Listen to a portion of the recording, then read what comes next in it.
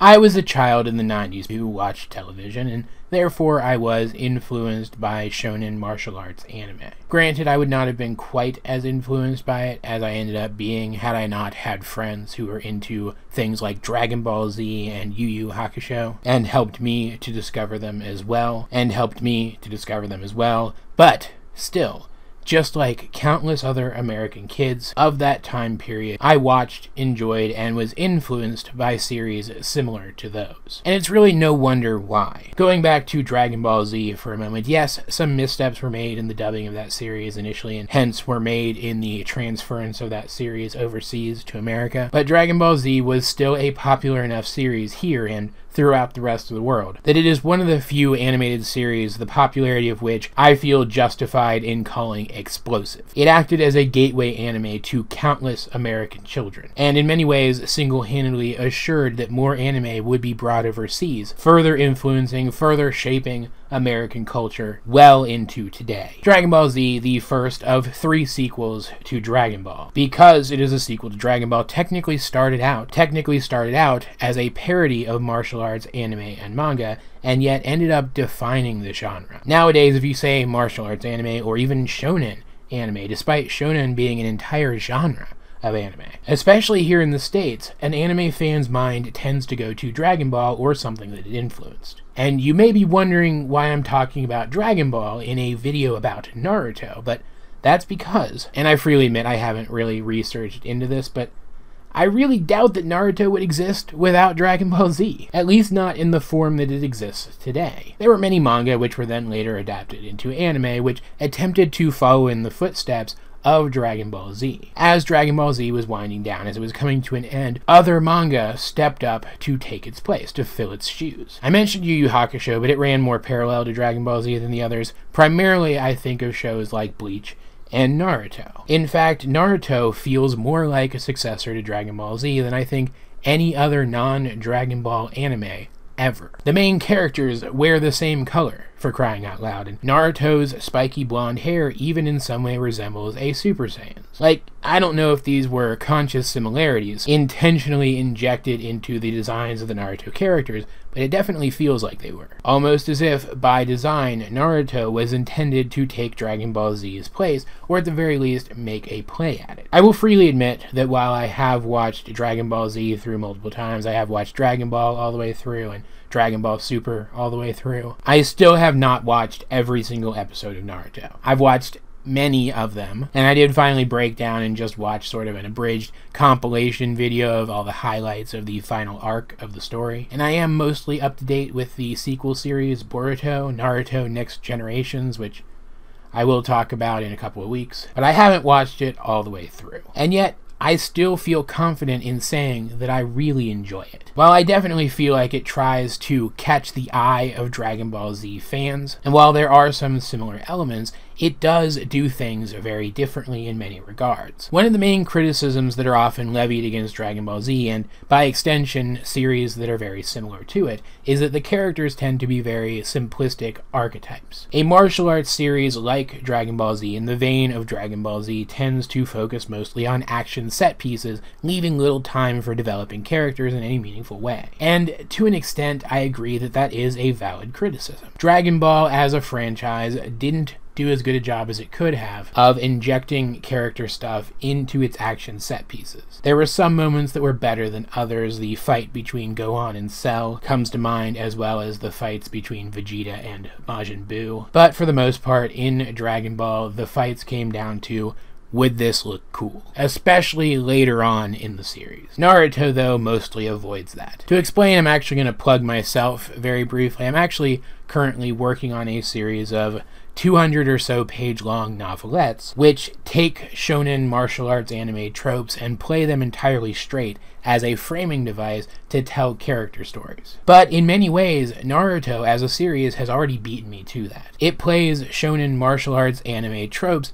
entirely straight. Here you have a society of ninjas who are really only ninjas in name only to explain why they use thrown weapons and have martial arts skills. And while yes, some of them look more like ninjas than others in their clothing and their appearance, the main character certainly doesn't resemble a ninja much at all, and Most of the characters, if not all of them, there are a lot of characters in the show whose abilities I just don't know, have big, flashy, pseudo-magical attacks very similar to the ones used in something like Dragon Ball. That's very un-ninja-like, but that doesn't matter because in many ways it does follow in Dragon Ball's example of just showing us stuff that looks cool. And yet at the same time, in so many of its action set pieces, it manages to work in interesting character moments. I actually think that the framework for the characters and the characterization in Naruto is very expertly handled. The characters are, admittedly, more simplistic than characters that you might see in other genres of anime. And yet there is a certain depth to a vast majority of the focus characters in Naruto that you really only saw in characters like Vegeta,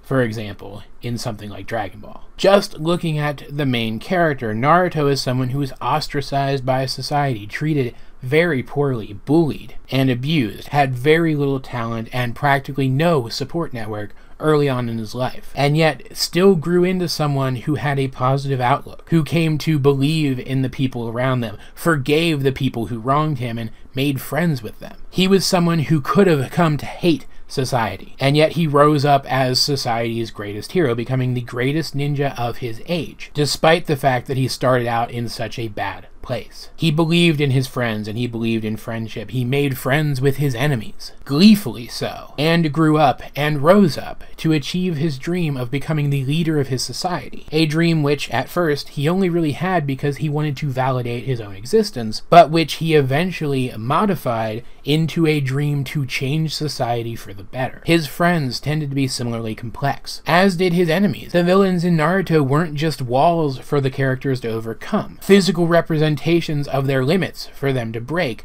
as the villains in Dragon Ball tended to be. The villains in Naruto tended to be real characters with real personalities and real histories that you could feel. They had weight to them. And a big factor in allowing all of that to happen was something that I feel the writing in Naruto did significantly better than the writing in Dragon Ball. This is going to be a controversial statement because anime fans, but I assert that Goku from the first season of Dragon Ball Z could defeat any end-of-series Naruto character. I'm not saying that he would 100% of the time, I'm just saying I think he could. And I think he would more often than not. And that is because Goku, by the first season of Dragon Ball Z, by actually the last season of Dragon Ball, which took place 4 years before the first season of Dragon Ball Z, was powerful enough that by accident, if he wasn't careful enough with his power, could split the planet in half. And no character in Naruto ever gets that strong. And I think that was to the benefit of Naruto as a series, because Naruto didn't have characters in it who were powerful enough to punch continents in half. The fights in Naruto never really inflated to the point that the fights in Dragon Ball did. Not only that, but author Masashi Kishimoto, I think is what his name is, was just, I think, in many ways better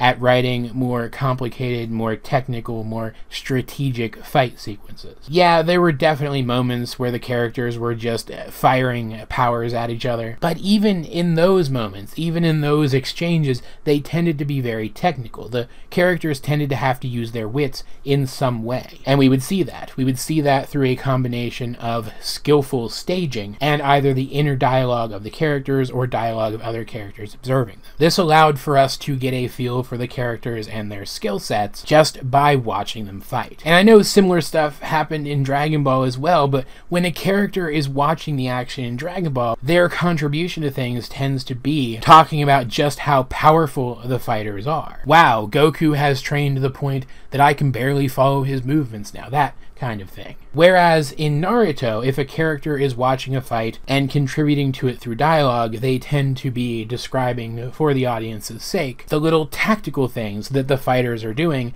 that we might not notice otherwise. This gives us an excellent impression of the character's skills and intelligence levels just from watching them fight each other. And as cool as it is that Goku can turn his hair gold and teleport instantaneously throughout space and fire beams from his hands that split planets in half, I honestly think that at the end of the day, characters who have to fight tactically, characters who have to be intelligent in order to succeed, are more interesting.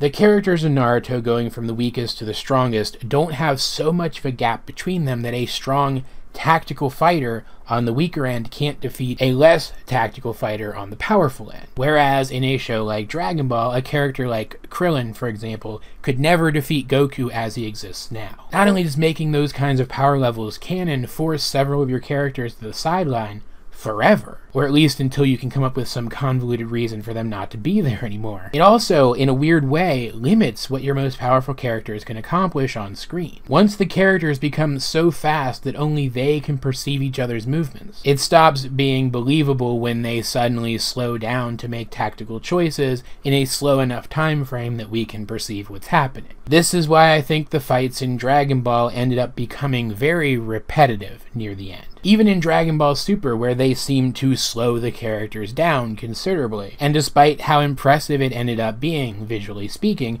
the entire final arc of the show was about Goku discovering a new power level, a new transformation, that once again made his movements so fast and precise that it was practically impossible for anyone else to keep up with him. In Naruto, the characters never really reach that point. The action in the series never really reaches a point where it becomes that repetitive. And the sheer variety of abilities that Kishimoto came up with for his characters served to help keep things fresh. The world of Dragon Ball does have magic in it, but very early on, magic stopped being a viable option in combat. It just didn't measure up to the "my kung fu is stronger than your kung fu" key combat that the other characters were using. But in Naruto, there are abilities which very much resemble magical abilities, which remain viable up until the very end of the series, and really serve to shake things up, to keep things fresh. At the end of the day, the reasons that I like Naruto so much, even though I haven't watched it all the way through yet, and even though I don't consider it to be as memorable a series as Dragon Ball Z, is because I do consider it to be probably the truest successor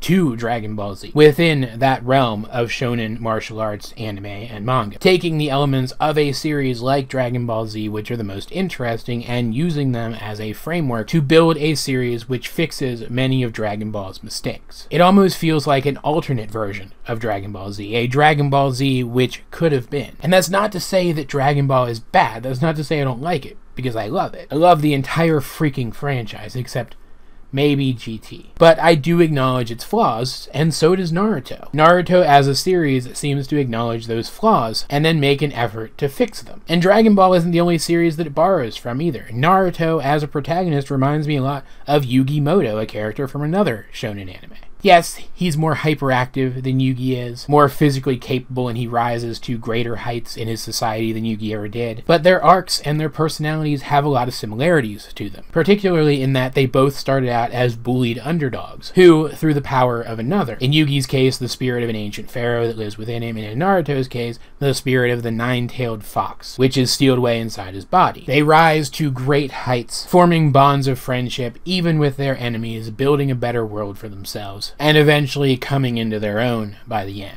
And I only now realize I've been talking for like 35 minutes of raw footage about Naruto's merits compared to other series, which doesn't leave me a whole lot of time to remind all of you that it does have merits on its own. It is a good series on its own. The characters are interesting on their own. The action is interesting on its own, particularly, as I mentioned before, in the design and the use of the various ninja abilities. And I actually really like how the series ends. I know there were some people that found it kind of pat and cheesy, but I really enjoyed it. It did have kind of a crappy English dub, though I do think that there's an uncut dub floating around out there now. You could probably check that out instead. But in many ways, I do think it is the pinnacle of the martial arts genre of anime, being well written with well realized and interesting characters, a fully realized world and society, all without having to sacrifice interesting action set pieces. There are some negatives to it though, of course. Again, I haven't watched it all the way through, so take this with a grain of salt. But from what I understand, it is pretty retcon heavy. There are big reveals made, especially later on in the series, which just don't fit with stuff that we learned earlier on. Like, it's obvious that despite the fact that it is a well-written show, there were parts of it which weren't planned very well ahead of time. But I still think, at the end of the day, you will enjoy your experience. But that has been my 2 cents on this topic. Let's get discussion going in the comment section down below, or over on my Discord. Link in the description. But either way, this has been AJ22, and I will talk to you guys later.